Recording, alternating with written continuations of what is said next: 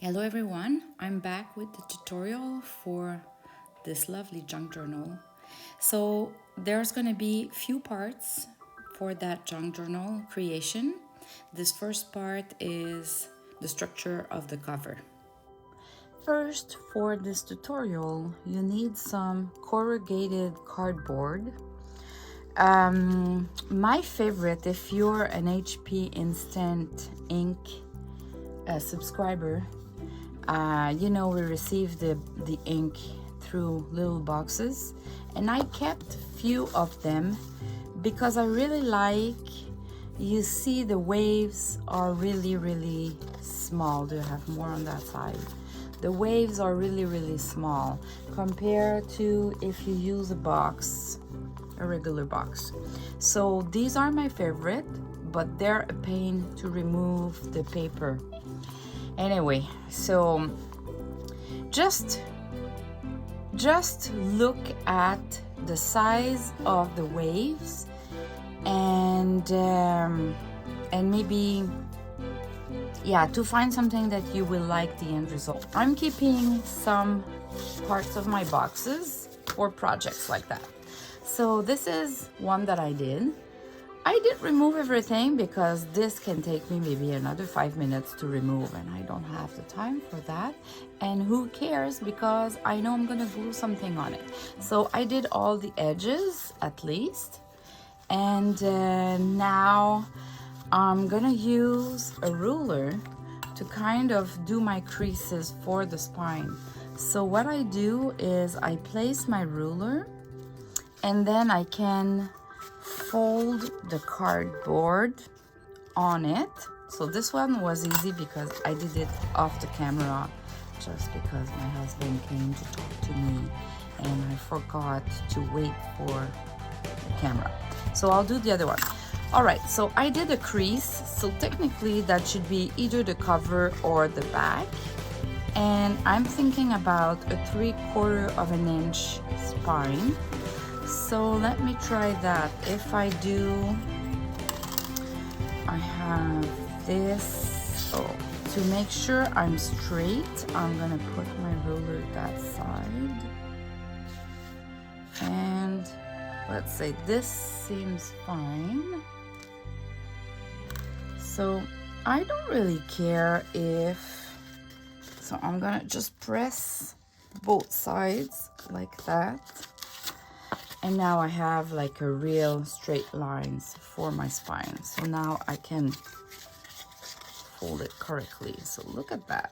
This is the base of the journal. This is really tiny, but don't forget we have paper ruffle to extend it. But the core of the journal will be that, and it's really solid, rigid. Anyway. So now I just need to decide if I want this side or that side. I think I'm going to be using this one as the front. All right, now I need to do paper ruffle using paper bags. So I have those paper bags from the grocery, and they're really like a good weight, kind of. So I like those. They make the noise, and yeah, I love paper bags. So what I'm doing is I'm gonna take some parts of the bag where there's no prints. There's no prints like that. So like the sides. So I'll just clear my paper. Just in order to work efficiently, I'll have a bigger piece and then I'll manipulate it.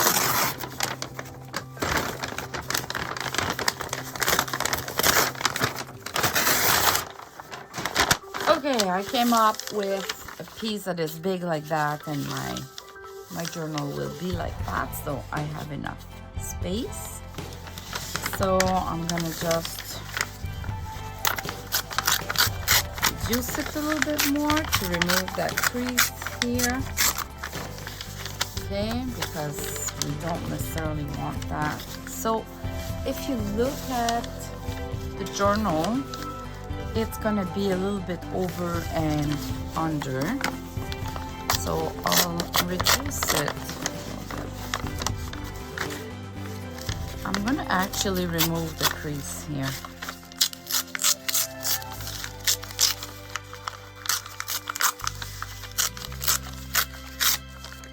Okay, so I'm gonna work with that. Perfect. So now what I need to do, I don't want this edge. Well, actually I could. This is neat for the back. This part here, I'm gonna remove those just to make it a little bit more straight. All right, this will be my base. So what I need to do is create the ruffle. And the ruffle, it's a no-brainer. You fold, you fold, you fold. You just give some crease and you change the angle. I have no clue what it's gonna look like, but at least I'm creating some creases. And don't forget, you can always, at the end, you can fold back just a portion of it so it's not straight. So let me see what it can look like. So if I'm using that,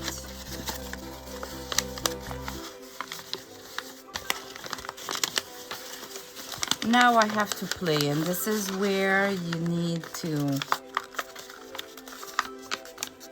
play. You don't know what it's gonna look like until you try. You cannot really control what it's gonna look like, so you try till you like it. And when you like it, you stop right there. This is why there's never two journals that looks the same. So sure enough, you want to change the angles so you have that kind of crease from time to time. So here I might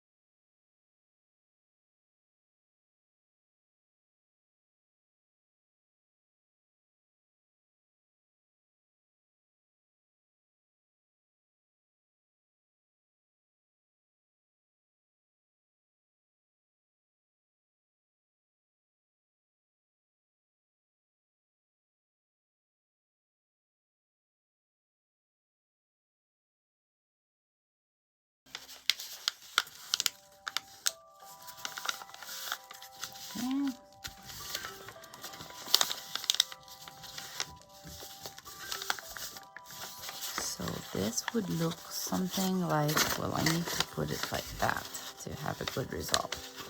You can see where I'm going with that, right? This part here can be folded as well. So this is the paper, and if you want a bigger journal, you just leave more outside the paper. In my case, that's gonna look like that. And you can work that way too. You put your cardstock there and then you just fold behind it. Actually, this is a good idea. It's easier to see right away the end result. This is the tricky part. It's easy but not easy at the same time.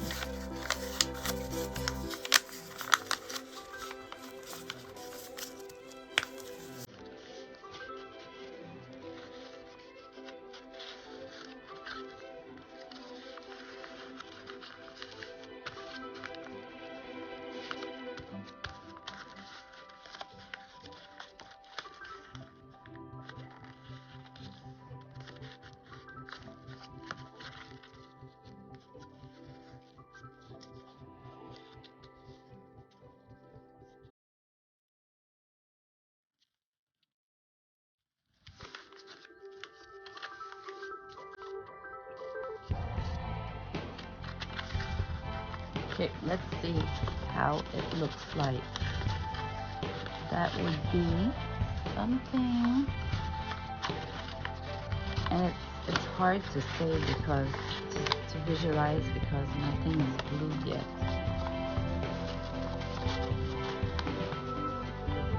But that would be something similar to that. I see I have enough paper to give my the good size. So what I'm gonna do now, I need to glue. So my best glue for that, it's the Glitter Art, this one. Because it dries fast, it holds well the paper. So what I can do is just pour some glue on the edges.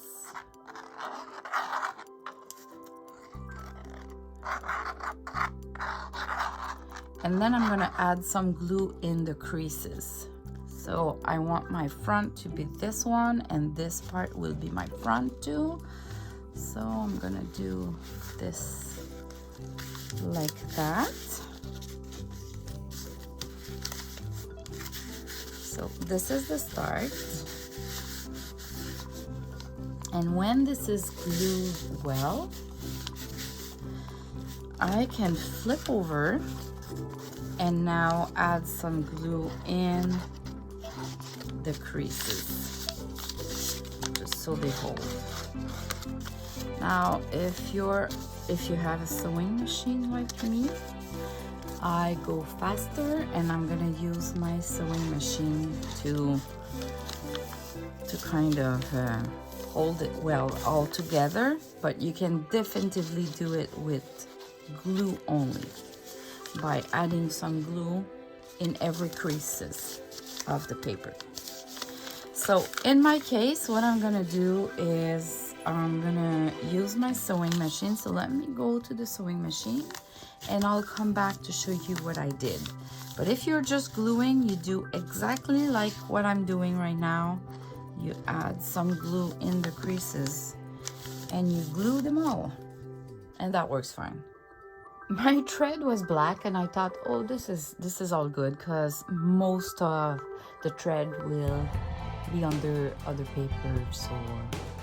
So I left it black, and honestly I like the black thread too, so even if we see some parts of it, that's fine.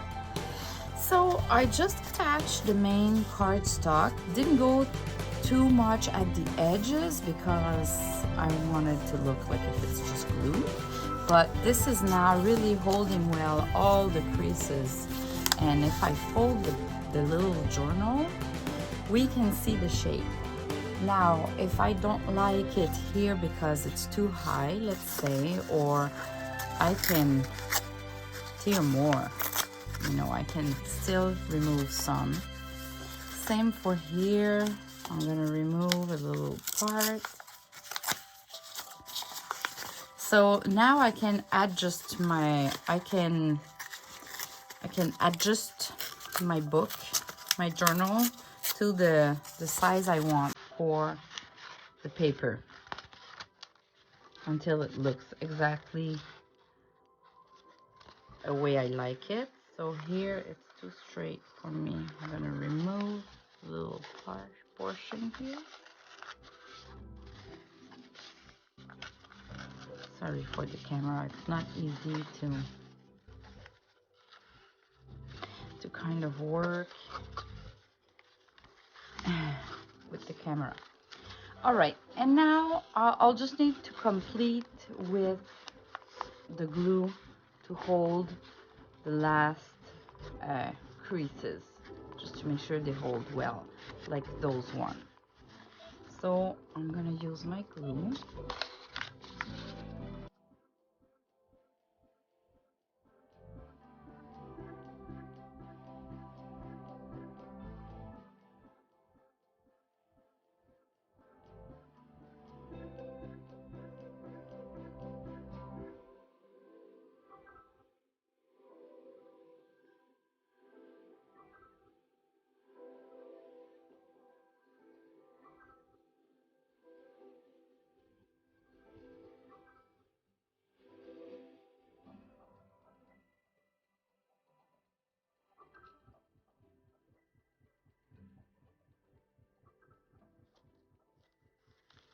All right, this looks good.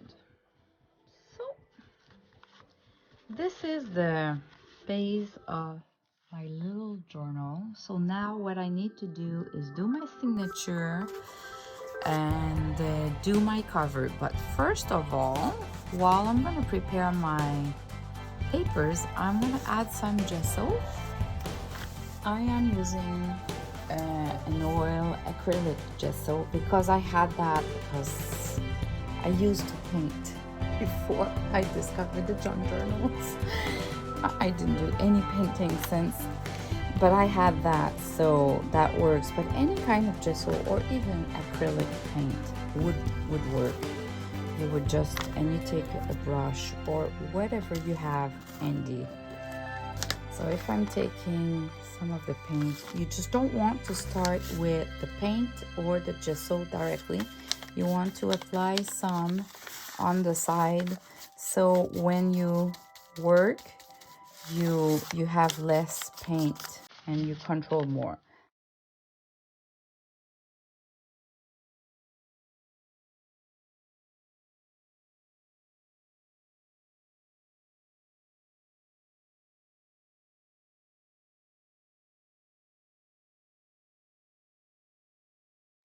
And I like to have one big spot, so where I just put the paint straight, and there's a big amount. Some places, just to make it more white, I guess. So this, anyway, it's going to be covered in. And don't forget, you have the other side too, because the inside of the journal, you see at least the edges.